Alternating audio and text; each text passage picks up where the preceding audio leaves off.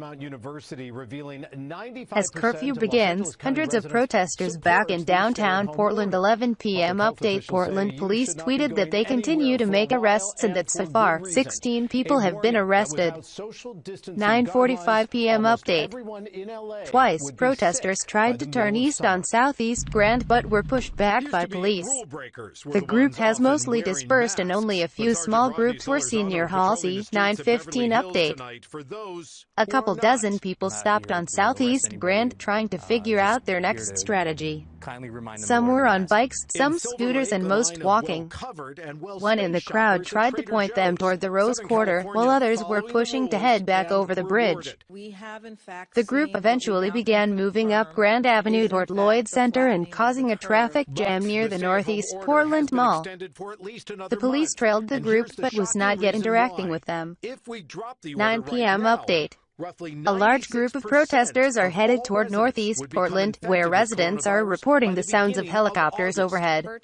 An hour past curfew and hundreds are still out on the streets.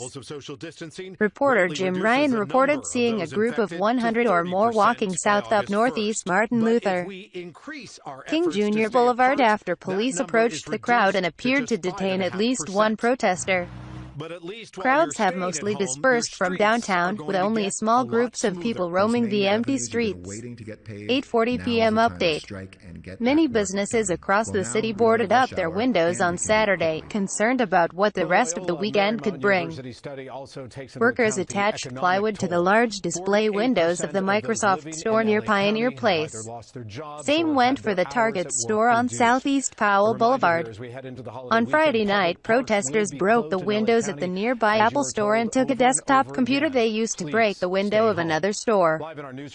Numerous retailers reported building damage and looting.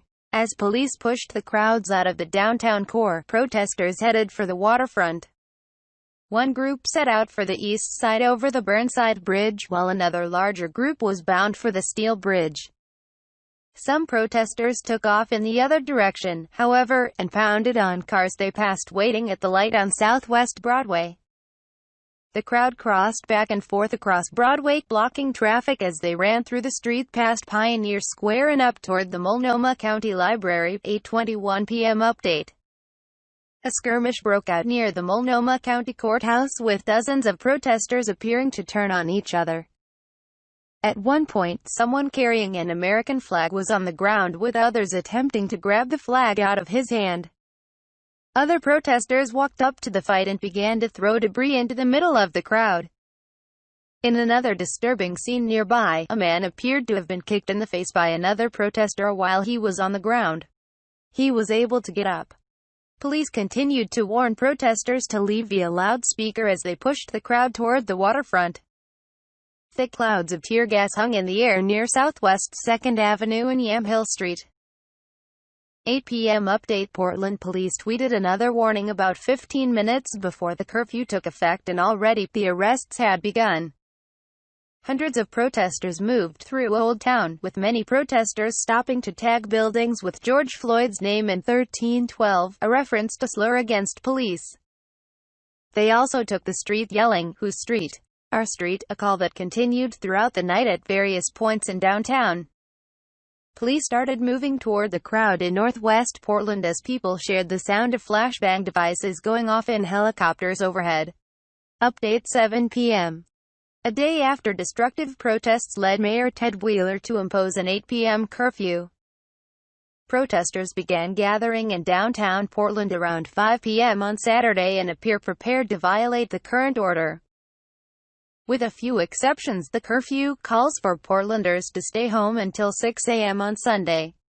Violators can be fined as much as $500. Portland awoke Saturday to scenes of destruction across the city. From graffiti on buildings along Northeast Martin Luther King Jr. Boulevard to shattered glass and burned-out offices of the Multnomah County Justice Center in downtown. Though Friday began peacefully with gatherings to protest the death of George Floyd, a black man who was killed by police in Minneapolis, the riot ended with major police response, tear gas, and the arrests of 13 people, most who live in the Portland area, according to public records.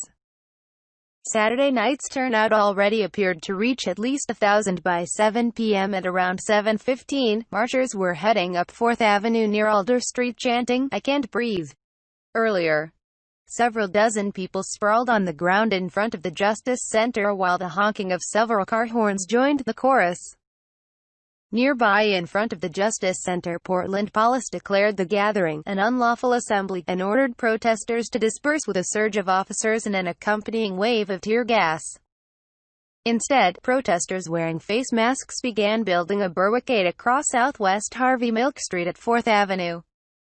With about 20 minutes until the curfew, the crowd began marching again up Southwest Harvey Milk.